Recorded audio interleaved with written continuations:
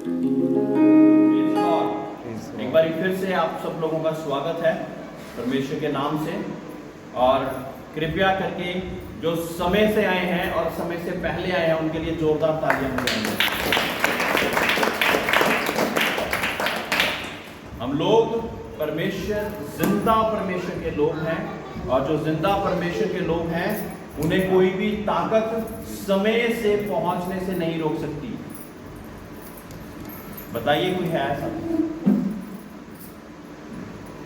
जो समय होता है उसको हम अपनी ड्यूटियों पर हर जगह पर जब समय से पहुंचते हैं तो परमेश्वर के समय से तो और पहले पहुंचना जरूरी है। Praise the Lord, hallelujah. और जितने लोगों ने सेवा फ्राइडे को करी है, रामकिशन जी ने, मंजू ने, और उसके बाद आज चंदन ने और कुछ और भाई बहनों ने बपतिस्मे की सेवकाई के लिए पहले पहुंचकर, कल से फोन आ रहे हैं पहले पहुंचकर, हालांकि जिनका बपतिस्मा है वो बाद में पहुंचे हैं, लेकिन उन्होंने सब तैयारी करने के लिए पहले पहुंचकर सब चीजों को रेडी करा। उनके लिए भी परमेश्वर के नाम से हम धन्यवाद करते हैं। Praise the Lord, hallelujah. जब कोई भी रूह परमेश्वर का अंगीकार कर बपतिस्मा लेती है तो स्वर्ग में खुशियां मनाई जाती हैं। रामकृष्ण जी आगे आ जाइए, ऐसे टेढ़े होकर बैठने का वो नहीं, आ जाइए आगे। कितनी देर टेढ़े रहेंगे? आ जाइए। अब ठीक है, थैंक यू। तो एक भी रूह जिस दिन परमेश्वर के नाम से अंगीकार करके बपतिस्मे का निर्णय लेती है तो वो स्वर्ग राज के बेटे और बेटियां हो जाते। तो कितनी बड़ी ये खुशी का काम है ना? लेकिन कोई है जो नहीं चाहता कि हम ऐसा कार्य करें, इस वजह से वो हमें दूर हटाई रखता है ना।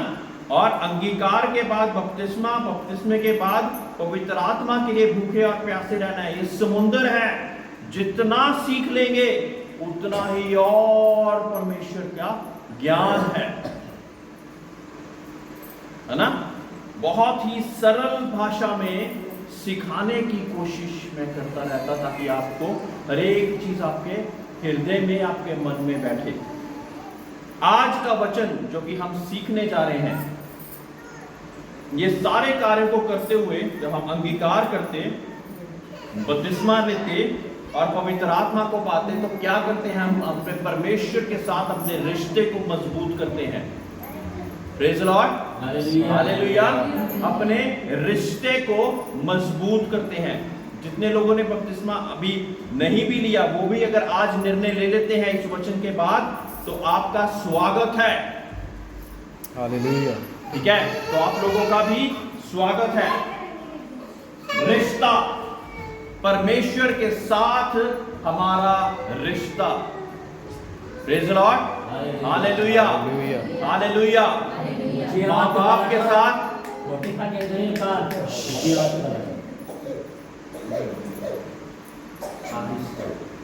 ये नहीं कि बोलने वाले से भी ऊपर आपकी बात जब चुप कराना है तो चुपचाप जाके चुप कराना है।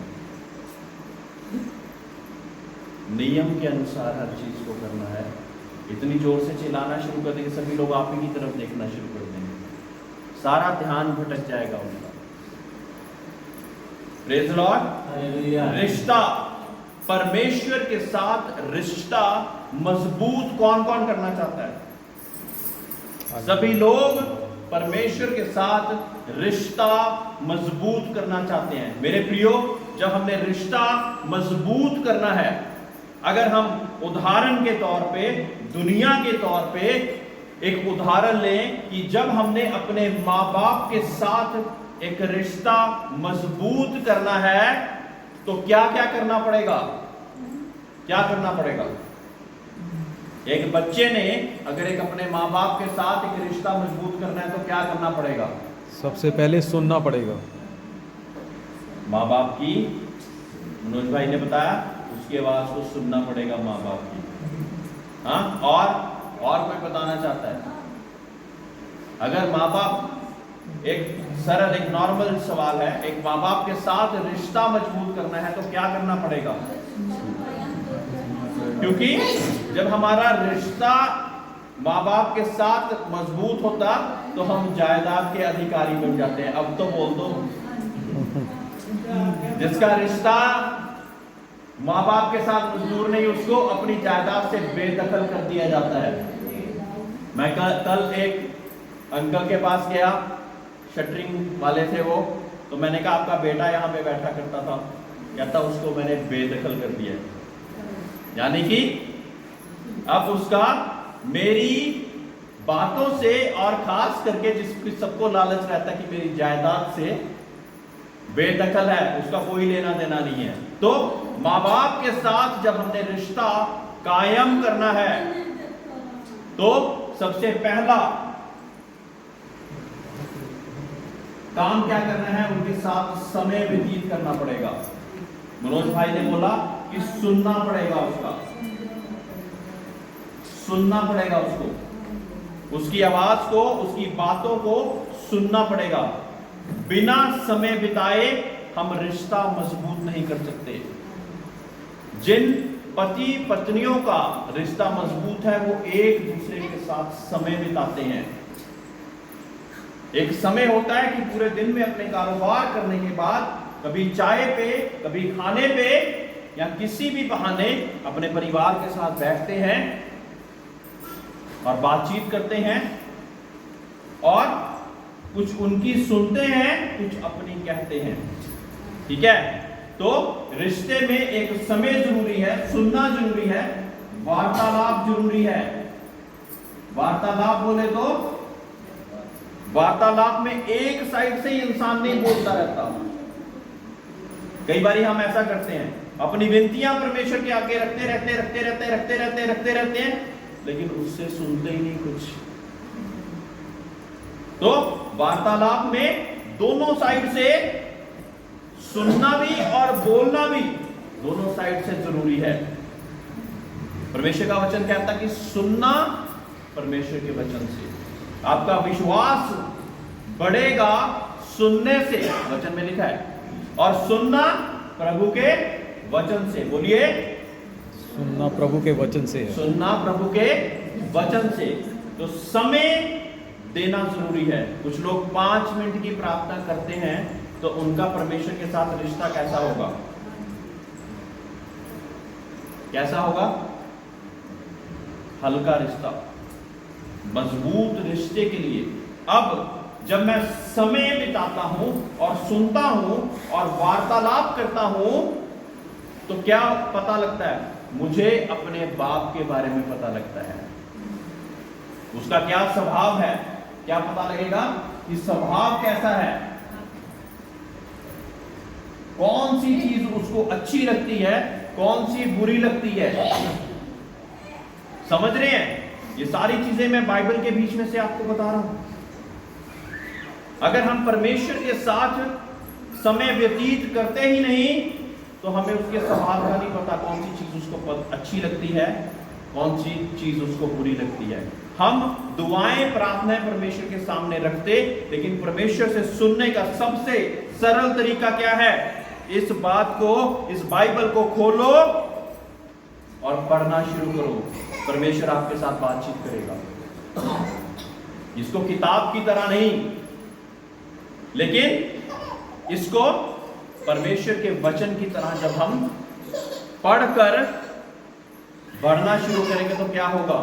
हम परमेश्वर में उन्नति करेंगे, आगे बढ़ना शुरू करेंगे, और हमारा रिश्ता परमेश्वर के साथ मजबूत होता जाएगा।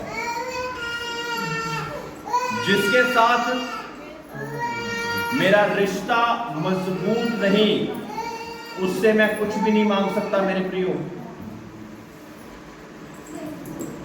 ऐसा ही है ना?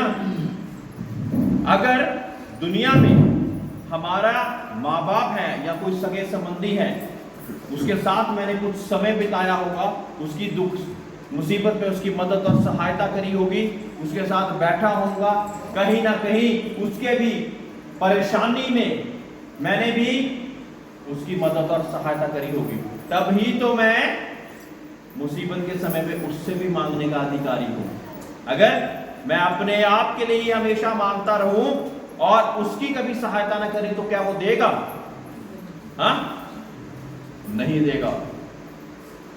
लेकिन नए विश्वासियों को साथ परमेश्वर वो कुछ भी नहीं करते, लेकिन फिर भी परमेश्वर कई चीजों को कर देता ताकि उनका रिश्ता मजबूत हो। लेकिन अगर वो बार बार ऐसा ही करते रहें कि परमेश्वर के भवन में आना ही नहीं, समय बिताना ही नहीं, और सिर्फ परमेश्वर के साथ हम मांगने के लिए ही आते रहें, तो कैसा रहेगा? आपके पास आपके बच्चे आपको आपका नाक कहना मान रहे हैं, ना कोई आज्ञा मान रहे हैं, लेकिन हमेशा आपके पास कुछ जब जरूरत है ना, मुझे पापा मम्मी मुझे ड्रेस चाहिए, मुझे कपड़े चाहिए, मुझे जूते चाहिए, यही कहकर आता रहे, तो आपको कैसा लगेगा? कुछ देर तक तो माँ बाप होते हुए शायद आप कर भी दें, लेकिन एक समय पे लगेगा कि इसको क्या मेरे साथ कोई भी मतलब नहीं है, कोई भी बात मेरी तो ये सुनता ही नहीं है, लेकिन अपनी चीजों को मेरे सामने रखता रहता है। Praise the Lord. एक बाप था, ध्यान से सुनना, उसकी 2 बेटियां थी। एक बाप था, उसकी 2 बेटियां थी, और दोनों बेटियों में एक बेटी थोड़ी थोड़ी देर बाद आती रहती थी, पापा आपको पता है आपने मेरे लिए ये करना है? वो कहता हाँ बेटा मुझे पता है। फिर थोड़ी देर बाद आती थी, आपको पता है आपने मुझे वो चीज दिलानी थी? वो कहता हाँ मुझे पता है बेटा। तीसरी बार, चौथी बार, ऐसे हर बार जब बेटी आई तो कुछ ना कुछ उसने मांगा। अब बाप बिल्कुल मुस्कुराता था और सरल भाषा में क्या कहता था कि हाँ मुझे पता है। एक दूसरी बेटी थी, दूसरी बेटी पापा के पास आई और उसने अपने पापा से कहा, पापा सुनिए ध्यान से, ये कहानी सुनूंगा मैं, अगर कुछ और ना याद रहे तो ये जरूर याद रख लेना। क्या कहा? पापा, आंटी इधर, है ना, स्टेज यहाँ पे है, कोई बात नहीं, वहां पे ध्यान लगाना है। वो आप 7 दिन वहीं पे सुनते हैं, कोई बच्चा रो रहा है, कोई ताक रहा है, कोई कुछ कर रहा है, कोई गालियां निकाल रहा है, आज यहाँ पे कृपा करके बेनती, ठीक है जी, बेनती कबूल करें। एक बेटी है जो बार बार अपने बाप के पास आ रही है और कुछ ना कुछ मांगती जा रही है। 1 बार, 2 बार, 3 बार, 4 बार, 5 बार, लगातार कुछ ना कुछ मांगती ही जा रही है, कोई ना कोई विनती ही रखती जा रही है, मांगती ही जा रही है। अब दूसरी बेटी आई है, दूसरी बेटी क्या कह रही है? पापा आप के पास समय हो तो आप क्या मेरे साथ कुछ समय बिताएंगे? कहते कि ये कैसी तेरी दरख्वास्त है, क्या तुझे अपनी बहन की तरह कुछ नहीं चाहिए? कहते कि आप मेरे साथ थोड़ा चले फिरें, मेरे साथ थोड़ा चले फिरें। फिर दोबारा बाप ने पूछा, क्या तुझे कुछ नहीं चाहिए? तो बाप ने, बेटी ने उससे उत्तर दिया, मेरे बाप, जब मैं तेरे साथ समय बिताती हूं, तेरे स्वभाव को जानती हूं, तेरी बातों को सुनती हूं, तेरे साथ वार्तालाप करती हूं, तो मुझे ये बात का पता है कि जो ये सारी चीजें हैं ना, ये तो पहले से ही मेरी है। और मुझे पता है कि इन चीजों को तो तू मुझे वैसे भी दे देगा जब मैं तेरे साथ अपने रिश्ते को मजबूत रखूंगी। मेरे प्रियो, ऐसे ही है परमेश्वर के साथ। हम आते हैं परमेश्वर के पास, हमें ये चाहिए, हमें वो चाहिए, हमें वो चाहिए, हमें वो चाहिए, और फिर परमेश्वर को ठोकर मार के आगे बढ़ जाते हैं कि जब दोबारा परेशानी होगी, मुसीबत पड़ेगी, फिर हम परमेश्वर को याद करेंगे। लेकिन धन्य है वो लोग जो बिना मुसीबत के, बिना परेशानी के भी परमेश्वर को याद करते हैं।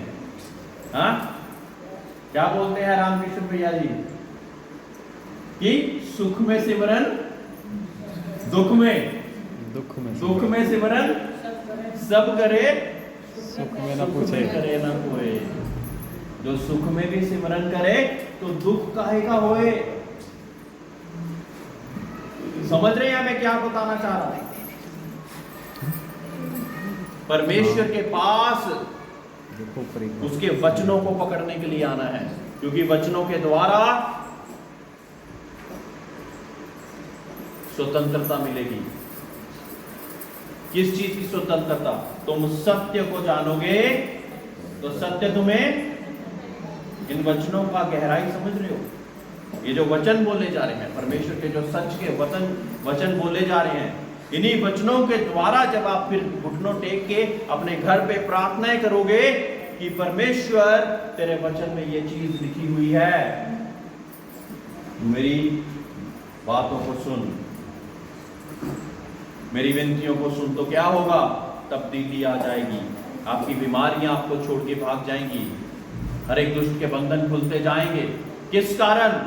ये वचन में ताकत है। परमेश्वर ने अपने बड़े नाम से ऊपर इस वचन को महत्व दिया है। ये वो नाम है जिस नाम से हर एक घुटना झुकता है, हर जुबान कहती है कि यीशु ही प्रभु है। लेकिन परमेश्वर क्या कहता है? कि मैंने इस वचन को महत्व दिया है। तो आज हम रिश्ते के बारे में सीख रहे हैं, याद है? रिलेशनशिप इंग्लिश में, और रिश्ते में परमेश्वर के साथ समय बिताना, परमेश्वर को सुनना, वार्तालाप, जो कि सुनेंगे भी और बोलेंगे भी, स्वभाव जानेंगे उस वजह से हम परमेश्वर का। कौन सी बात परमेश्वर को अच्छी लगती है, कौन सी बुरी लगती है, वो जान पाएंगे। अगर परमेश्वर को हमारा नशा करना बुरा लगता है तो हम क्या करेंगे? बोलो, हम फिर भी नशा करते रहेंगे? बोलिए, हाँ? लेकिन विनतियां अपनी सारी अपने हक से मांगेंगे कि परमेश्वर फिर भी हमारे जीवन में कार्य करे। ये तरीका है। दुनियावी बाप जो हमें दिखते हैं वो भी ऐसा नहीं करते। तो आप परमेश्वर, जो कि आपकी वो चीज को भी जानता जो कि आपने किसी को भी नहीं बताई, वो चीज को भी जानने वाला परमेश्वर है। लेकिन एक बात और है, मनुष्य के माता पिता जो बनाए हुए हैं, उनसे भी ऊपर वो प्रेम करने वाला परमेश्वर है। हालेलुया। इसी कारण वो सारी चीजों को जानते हुए भी कहता है, मेरे बेटे, मेरी बेटी, मेरे पास आ जा, मेरे पास आ जा, मैं तुझे कबूल करता हूं और चाहता हूं कि आज तू अपने स्वभाव को बदल दे, आज इस बुरी चीज को छोड़ दे, ताकि मैं तुझे अपने में आगे बढ़ाऊं। रिश्ता परमेश्वर के साथ मजबूत करने की जरूरत है। अब हमारा रिश्ता परमेश्वर के साथ केवल एक चीज के कारण टूटता है, उसी के नीचे सारी चीजें हैं, वो है पाप। हमारा रिश्ता किस कारण टूटता है? पाप के कारण टूटता है। किस कारण? पाप के कारण टूटता है। ठीक है? और पाप के नीचे सब कुछ आता है, ईर्ष्या, व्यभिचार, नशे, ये सारी चीजें पाप ही के नीचे आती हैं। पाप की शुरुआत कैसे हुई मैंने आपको बता रखा है ना? बागे अदन में जब परमेश्वर ने एक ही आज्ञा दी थी कि इस पेड़ का तूने फल नहीं खाना है और बाकी सारी चीजों को तू एंजॉय कर, खा पी और सब चीजें करना। उत्पत्ति में जो बाइबल की पहली पुस्तक है, पुराने ऐतनामे में, परमेश्वर ने ऐसी आज्ञा दी कि एक ही आज्ञा दी थी, इस पेड़ के फल को नहीं खाना। लेकिन उन्होंने उस आज्ञा को तोड़कर पाप में पड़ गए। और परमेश्वर के वचन में क्या लिखा है कि पाप की मजदूरी तो मृत्यु है, लेकिन परमेश्वर यीशु मसीह में अनंत जीवन है। ठीक है? जो बपतिस्मा लिए हुए लोग हैं, जो लेने भी जा रहे हैं, ये बातें ध्यान से सुने। क्योंकि बहुत ही संक्षिप्त रूप में मैं शुरुआत से लेके आपको आखिर तक बहुत ही संक्षिप्त रूप में बता रहा हूं कि जो कोई पूछे ये मत बोलिए हमें नहीं पता प्रभु यीशु मसीह क्यों आया, प्लीज ऐसा मत बोलिए। हमारे जितने लोग सिखाए हुए हैं वो बाइबल के अच्छे अध्यापक हैं, अच्छा सिखाने वाले हैं। आप भी ऐसा ही बन सकते हैं, ध्यान पूर्वक कान लगाकर। पाप की मजदूरी तो मृत्यु है, लेकिन परमेश्वर में हमें यीशु मसीह में अनंत काल का जीवन मिलता है। इसलिए जो पहला कार्य जब हम परमेश्वर के साथ रिश्ता निभाने के लिए करते हैं, क्या करते हैं? अंगीकार की प्रार्थना। क्या करते हैं? अंगीकार की प्रार्थना। अंगीकार की प्रार्थना हम यीशु मसीह से करते हैं, क्योंकि उसने हमारे लिए बलिदान दिया ताकि हमको मुक्ति मिल सके। ठीक है, पुराने लोग इन बातों को सब लोग जानते हैं। उसने हमें बलिदान दिया ताकि हमको मुक्ति मिल सके, उद्धार मिल सके, है ना। पहला अंगीकार की प्रार्थना करते हैं हम, यानी कि एक बेटा अपने बाप से कह रहा है सरल शब्दों में कि पापा जो कुछ हो गया सो हो गया, अब मैं तेरे पास दोबारा आता हूं रिश्ता जोड़ने के लिए। अब मैं आता हूं दोबारा और अब मैं पाप नहीं करूंगा, और मेरे पापों की माफी कोई दुनिया में और नहीं कर सकता, केवल जिसने लहू बहाया। पहले बलियां चढ़ाई जाती थी, है ना। मैं बपतिस्मा जो लेने वाले उनको कल भी सिखा रहा था कि पहले बलियां चढ़ाई जाती थी। बलियों के द्वारा लोग सोचते थे कि हमारे पाप क्षमा हो गए, कोई भी विपदा, कोई भी शाप हमारे ऊपर अब कार्य नहीं करेगा। लेकिन परमेश्वर यीशु मसीह के आने के बाद उसने क्या किया? गुरप्रीत, गुरसेवक जागिए प्लीज, आगे आ जाइए, आप इधर आइए। एक लेट आए हैं, एक वहां पीछे सो रहे हैं। तो परमेश्वर ने हमारे साथ रिश्ता जोड़ने के लिए अपने इकलौते पुत्र तक को कुर्बान कर दिया, क्योंकि बागे अदन में वो रिश्ता टूट गया था। पाप के कारण वो रिश्ता टूट गया था। अब पीर, पैगंबर, महात्मा, ऐसे बहुत से लोग हमें अच्छी अच्छी बातें सिखाने को आए,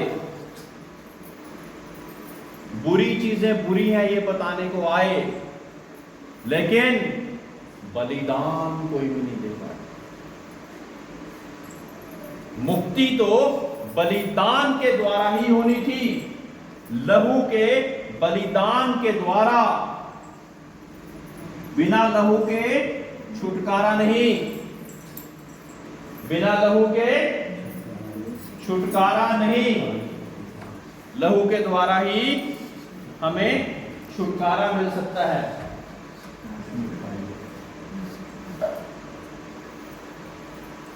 इसीलिए हर एक धर्म में पहले बलियां दी जाती थी, क्योंकि उनको यह तो पता था कि लहू बहाने से हमारे पाप दूर हो जाएंगे। लेकिन ये बताइए कि जो खुद पापी हो उसके लहू बहाने से आपको पापों की नजात मिल सकती है, पापों का उद्धार मिल सकता है? बताइए। हाँ, बैल बछड़ों के बलिदान से क्या हमें उद्धार मिल सकता है? ना ही ये बाइबल में लिखा, ना ही ये किसी और ग्रंथ में लिखा।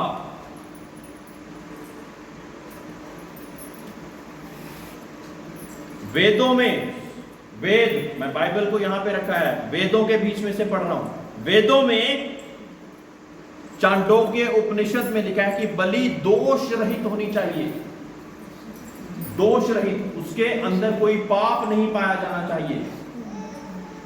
ठीक है, उसके अंदर कोई भी पाप नहीं होना चाहिए, तब ही वो तुम्हारे बलिदान होगा, तुम्हारे पापों के छुटकारे का कारण बन सकता है।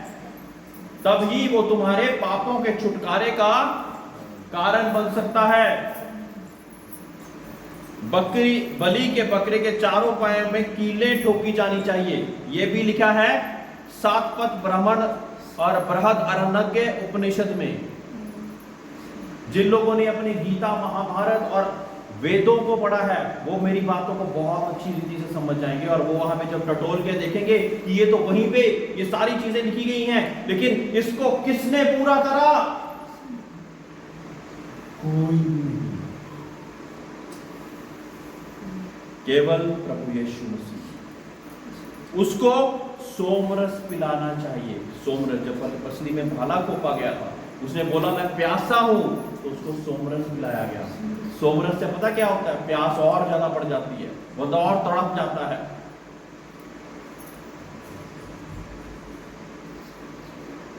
बलि के बकरे को कपड़े से ढकना चाहिए। उसके सिर पर कांटों का मुकुट पहनाना चाहिए। उसके कपड़े 4 लोग बांटेंगे। ये बाइबल की बात नहीं मैं कह रहा, ये जो ग्रंथों में लिखा है, जो वेदों में लिखा है, ये चीजों को मैं बोल रहा हूं ताकि आप जान सको कि वो सारी चीजें पूरी किसमें हुई। आपको जानना जरूरी है, तभी आप परमेश्वर के साथ अपनी स्वेच्छा के साथ अंगीकार करके बपतिस्मा लेने के काबिल बन जाते।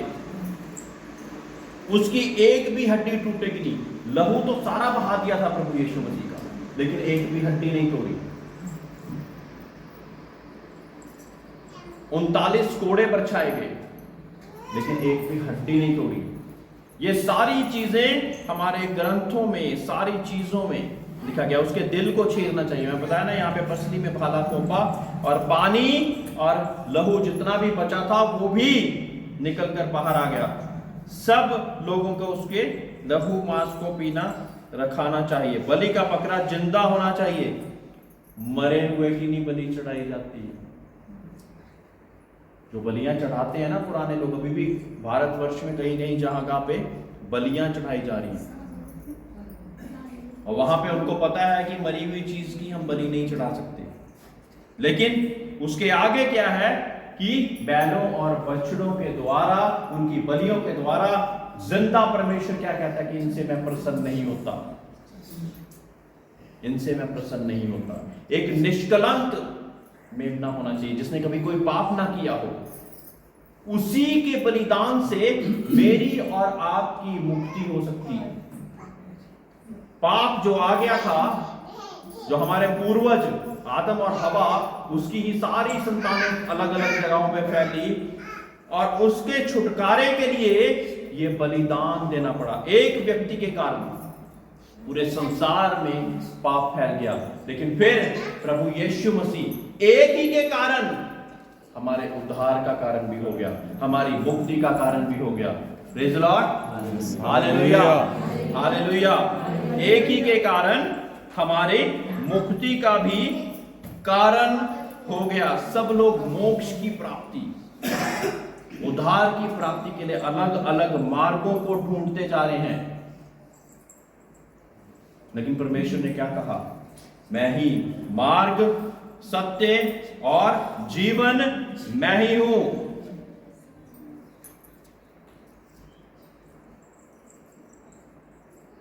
जरूरी है कि हम परमेश्वर के वचनों में बने रहें। 4 धाम क्या हैं, कहां कहां पे किस किस समय चक्र में लोग फंसे हुए हैं, इसके बारे में मैं किसी और दिन इसके बीच में से सिखाऊंगा। ये ग्रंथों की बातें हैं जो पूरे इंडिया में, पूरे भारतवर्ष में चलती जा रही हैं, पंडितों के द्वारा सिखाई जा रही हैं, लेकिन उसके बाद पाप की माफी देने का अधिकार किसी को नहीं। वो उसी को होगा जिसने ये सारी चीजें जो कि ग्रंथों में, वेदों में लिखी गई, उसको वो पूरा करेगा, तब ही वो पापों की माफी का कारण बनेगा। पहली चीज हमने अंगीकार की प्रार्थना करी रिश्ते के लिए। अभी हमारा टॉपिक वही है, परमेश्वर के साथ रिश्ता मजबूत करना। दूसरा काम, हमने परमेश्वर के नाम से बपतिस्मा लिया। कितने लोग बपतिस्मा लिए हुए हैं आज यहाँ पे? हाथ खड़ा कीजिए, हाथ खड़ा कीजिए। हाँ, आपने बपतिस्मा लिया है? नहीं लिया है। जिन्होंने लिया है, ठीक है, तो परमेश्वर का शुक्र है कि 50% से ऊपर लोग हैं जिन्होंने बपतिस्मा लिया हुआ है और वो जानते हैं कि उसकी ताकत क्या है। अब बपतिस्मा लेना यानी कि हमारा ऊपरी चीजों को साफ करना नहीं है। बपतिस्मा लेना सबसे पहले परमेश्वर की आज्ञा है। जो बेटा अपने बाप के साथ रिश्ता मजबूत करना चाहता है वो आज्ञा तो मानेगा कि नहीं मानेगा? मानेगा। तो इस कारण मैं बपतिस्मा लेता, क्योंकि ये परमेश्वर की आज्ञा है, ठीक है। और इस वजह से मैं बपतिस्मा लेता क्योंकि परमेश्वर ने बोला। कुछ बच्चे होते हैं जो कि बाप से ना हर चीज का सवाल जवाब करते रहते हैं। बाप फिर भी है उनका बाप, लेकिन कुछ बाप के बच्चे ऐसे होते हैं कि जो बोला ना वैसे ही कर दिया बिना कुछ पूछे। अब बाप तो इतना अच्छा है कि वो दोनों को ही स्वीकार करता है, लेकिन ज्यादा अच्छे कौन है आपको बताएं? ज्यादा अच्छे कौन है? मैं ये नहीं कह रहा कि आपको अगर कोई आशंका है वो नहीं पूछनी है। कोई आशंका माइंड में हो, कोई भी दुविधा दिमाग में चल रही हो, पूछनी जरूरी है, क्योंकि उसके बाद आप वो मन में ही रह जाएगी। कई बच्चों के बचपन में ही सवाल क्लियर नहीं करेंगे, उनको उसका प्रश्न का उत्तर नहीं मिला, इस वजह से वो आज तक भटकते जा रहे हैं, अलग अलग जगह भटकते जा रहे हैं। बपतिस्मा परमेश्वर की आज्ञा है, इसलिए हम लेते हैं। जो मैं सुन रहे हैं ना, तो इस कारण हम लेते हैं क्योंकि ये परमेश्वर की आज्ञा है। ये ऊपरी तन को क्लीन करना नहीं है, तन को साफ करना नहीं है, लेकिन मेरे अंदरूनी स्वभाव को बदलने का एक निर्णय है। जब हम निर्णय लेंगे तो ही तो कर पाएंगे। अगर हमने सोचा हो कि हमने माउंट एवरेस्ट या सबसे ऊंचे पहाड़ पर चढ़ना है, तो अभी सोचा ही है, चढ़ तो नहीं गए ना अभी। तो ये क्या है? बपतिस्मा लेने के बाद आपने ये निर्णय ले लिया कि मैं ऐसा करूंगा या करूंगी। तो ऐसा मत सोचिए कि एकदम से आप वो सारी चीजों को ग्रहण कर लेंगे और ऐसा आपसे हो भी नहीं पाएगा। लेकिन मेरे प्रियो, एक दृढ़ निश्चय, एक जो आदमी होता है ना, एक जो पुरुष होता है, एक मनुष्य जो होते हैं, वो एक अपनी स्वतंत्र इच्छा के मालिक होते हैं। ये नहीं कि किसी ने बोल दिया तो कर लिया, किसी ने ऐसा बोल दिया था पास्टर जी इसलिए ऐसा हो गया। मेरे प्रियो, फिर तक तुसी बंदे ही नहीं। अगर आप अपनी स्वतंत्र इच्छा के मालिक हैं तो आपको पता है कि क्या अच्छा है क्या बुरा है, और आप अपनी इच्छाओं पर कंट्रोल भी रख सकते हैं। रख सकते हैं कि नहीं रख सकते? जोर से बोलिए। अपनी इच्छा से कंट्रोल रख सकते हैं? हैं? कोई जोर जबरदस्ती आपसे कोई भी कुछ नहीं कर सकता जब तक आपकी खुद की मर्जी ना हो। कई लोग कहते हैं कि किसी ने बोल दिया इसलिए मैंने ये नशा कर लिया। ये सब बहानेबाजियां हैं। जब तक आपके अंदर की वो इच्छा नहीं जागेगी, वो बोलता रहेगा, तब तक इच्छा नहीं जागेगी, तो आप करोगे क्या? नहीं करोगे। तो इच्छा आपके बीच में से ही जागेगी। इसलिए जब वो इच्छा जाग रही है तो दंड के अधिकारी भी परमेश्वर आप ही को ठहराएगा। वो नहीं कहेगा कि उसने बोल दिया था, उसका दंड उसको मिलेगा। जिसने बोला उसकी अपनी वो है, उसने अपना लेखा देगा वो। लेकिन जिसको बोला गया, क्या उसने करा कि नहीं करा? 24 घंटे हम झूठ के संसार में रहते हैं, नशे वाले लोगों के बीच में रहते हैं। लेकिन परमेश्वर का वचन कहता कि तुम दुनिया में उन जैसा स्वभाव ना रखो। दुनिया में हो लेकिन उससे अलग, अलगाव का जीवन। तभी परमेश्वर की ओर दौड़ने वाले बहुत सारे नहीं हैं। मेरे प्रियो, ये अंत का समय चल रहा है। इसलिए मैं चाहता कि सब लोग अंगीकार करके बपतिस्मा लेके परमेश्वर की पवित्र आत्मा की भूख और प्यास रखें, ताकि दृढ़ता का जीवन जी सकें, मजबूती का जीवन जा सके। ये जो चीजें आपको याद नहीं रहती ना, जब पवित्र आत्मा मिल जाएगी तो याद भी अपने आप से लगने लग जाएंगे। पवित्र आत्मा का एक चिन्ह है कि अन्य अन्य भाषाएं, जो भाषा आपको आती नहीं है, स्वर्गीय भाषा आप बोलनी शुरू कर देते हैं। पवित्र आत्मा का ये चिन्ह है। तो अंगीकार यानी कि लहू के द्वारा मुझे मुक्ति मिल गई, इस बात का अंगीकार, और मुझे पापों की माफी जो दे सकता है उसके ऊपर विश्वास करना। क्योंकि वो ना ही केवल बाइबल में लेकिन तमाम ग्रंथों में, वेदों में, हर जगह पे वो लिखा गया कि बलि कैसी होनी चाहिए जिस कारण मुझे मुक्ति मिलेगी। तो वो उस पर विश्वास करने से मेरा पहला स्टेप मुझे मजबूती का है, रिश्ते को मजबूत करने का अंगीकार।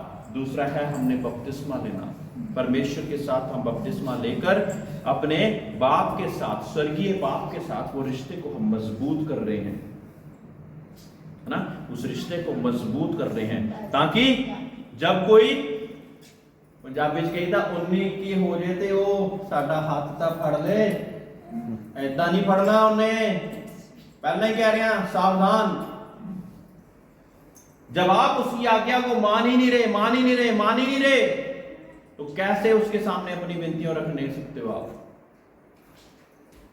वो प्यार के कारण कई बार आपको फिर भी चांस देता रहता है, बार बार चांस देता रहता है कि होते आ जा, होते मैं तेरे लिए आ भी करता, ये भी कर दिया, अब तो तू आ जा।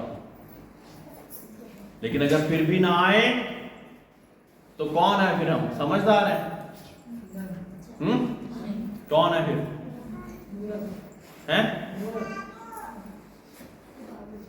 परमेश्वर के वचन में, नीति वचन में लिखा हुआ कि समझदार को अगर आप समझाओगे ना तो उसकी समझ और बढ़ती जाएगी, लेकिन अगर मूर्ख को समझाओगे तो क्या होगा?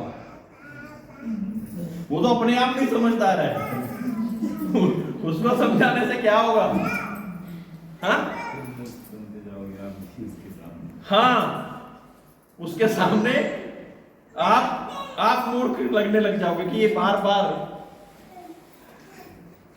समझाने का कारण क्या है? मैं तो अपने आप में ही बहुत समझदार हूं, मैं जो कर रहा हूं वो बिल्कुल ठीक है, वो सबसे अच्छा है ना? तो वो मूर्ख कहते वो अपने आप में ही बहुत समझदार है। इसलिए यहां पे हमारा रिश्ता मजबूत करने के लिए हमने परमेश्वर के नाम से अंगीकार करके बपतिस्मा लेकर, है ना, पापों की मुक्ति का और कोई रास्ता नहीं है, क्योंकि कोई और रास्ता नहीं है। क्योंकि अगर सारी अच्छी बातें भी करते रहे ना और हमें मुक्ति ना मिले तो हमें स्वर्गराज के हम अधिकारी नहीं हो पाएंगे। मैं साफ साफ बोल रहा हूं, क्योंकि जब आपके सामने वो स्वर्गराज और आपका और मेरा न्याय होगा, वहां पे आप पहुंचेंगे तो मुझसे ये पूछा जाएगा तेरे पास वो लोग आए तूने सच्चाई की बातें क्यों नहीं बताई? और आप जो सुन रहे हैं उनसे ये पूछा जाएगा जब सच्चाई की बात तेरे को बार बार, एक बार नहीं बार बार बोलेगी तो तूने उसका क्या करा? तूने उसको कबूला या मिट्टी में दबा दिया? मेरे प्रियो, स्वर्गराज के अधिकारी, मैं चाहता हूं कोई भी व्यक्ति यहां पे ऐसा ना हो जो कि परमेश्वर के स्वर्गराज का अधिकारी ना हो। क्योंकि परमेश्वर ने जब पाप के कारण रिश्ता टूट गया था तो अपने इकलौते पुत्र को भी मेरे और आपके लिए कुर्बान कर दिया। उसने उसको भी नहीं रख छोड़ा, क्योंकि और कोई तरीका नहीं था। स्वर्ग में जब पूछा गया कि अब कौन जाएगा मनुष्य जाति के उद्धार के लिए, मुक्ति के लिए, तो सभी लोग, सभी महात्मा बिल्कुल शांत। क्यों? क्योंकि उनको पता था कि मुझे बहुत ज्यादा दुख झेलना पड़ेगा, बहुत ज्यादा परेशानी, बहुत ज्यादा क्रूस तक चढ़ा देंगे, एक एक कतरा लहू का बहाना पड़ेगा। तो सब लोग शांत। तब परमेश्वर के पुत्र ने कहा कि प्रभु तू मुझे, मैं यहां हूं, मुझे भेज। जब कोई और नहीं है तो तू मुझे भेज, मैं करूंगा इस कार्य को संपन्न। मेरे प्रियो, परमेश्वर यीशु मसीह जो कि मुर्दों को जिलाने वाला परमेश्वर है, क्या वो उस हुकूमत को पछाड़ नहीं सकता था, वो सकता था, वो सब कुछ कर सकता था। उसकी एक आवाज से पलटनों फरिश्ते की आ जाती और उस राज्य को जिन्होंने उसको क्रूस पे चढ़ाया उसको तहस नहस कर देती। लेकिन वो सब कुछ होने दिया, किस लिए? क्योंकि एक नियम था कि बिना बलिदान के मनुष्य जाति को मुक्ति नहीं मिलेगी। ये सारी चीजें उसने मेरे और आपके लिए सह दी ताकि मेरा और आपका उद्धार हो सके, मुझे और आपको मुक्ति मिल सके, मुझे और आपको जो एंट्री मेरी स्वर्गराज की पाप के कारण खत्म हो गई थी, वो प्रभु यीशु पर विश्वास करने से दोबारा जुड़ जाए। मेरा रिश्ता जो टूट गया था वो दोबारा जुड़ जाए।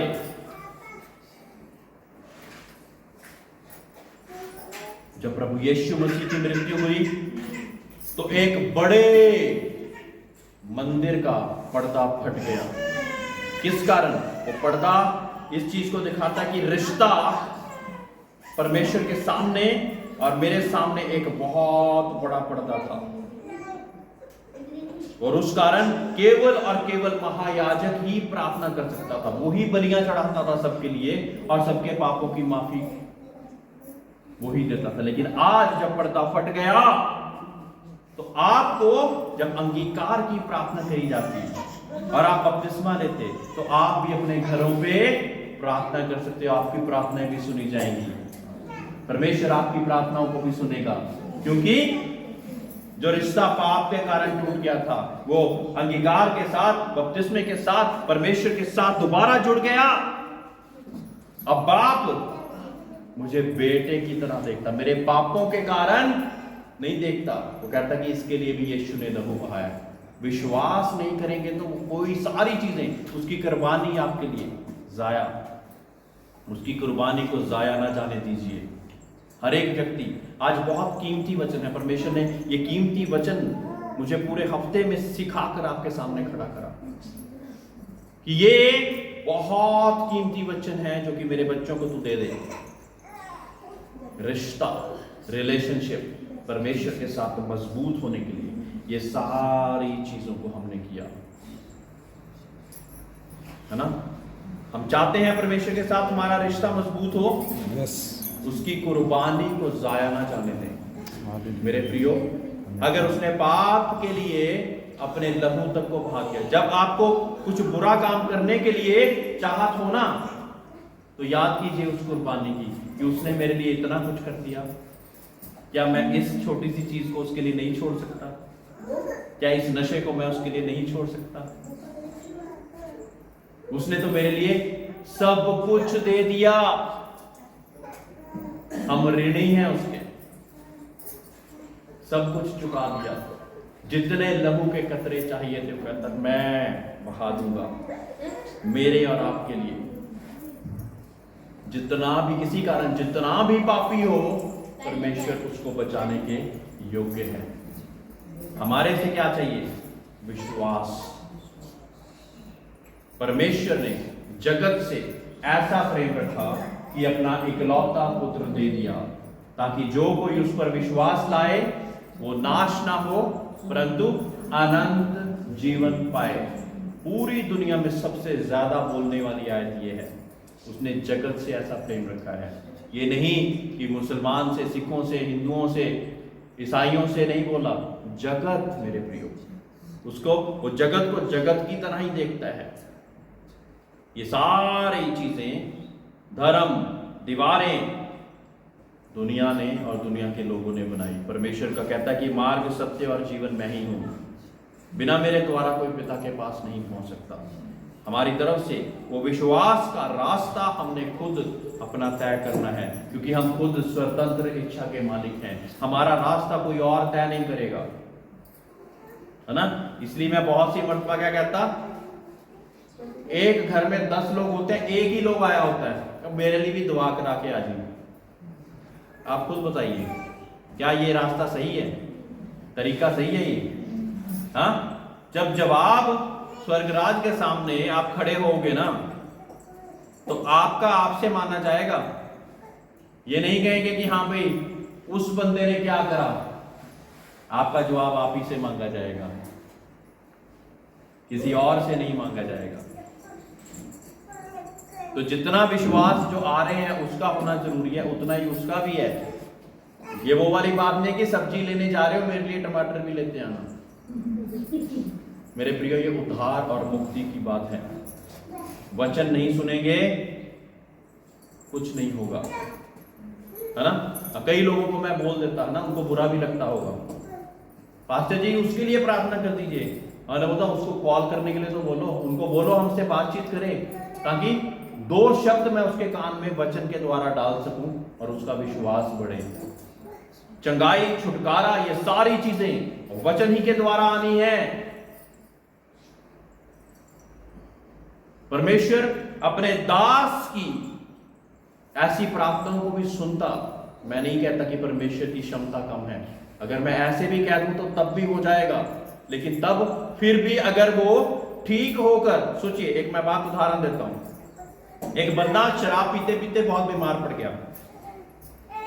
एक बंदा शराब पीते पीते बहुत बीमार पड़ गया।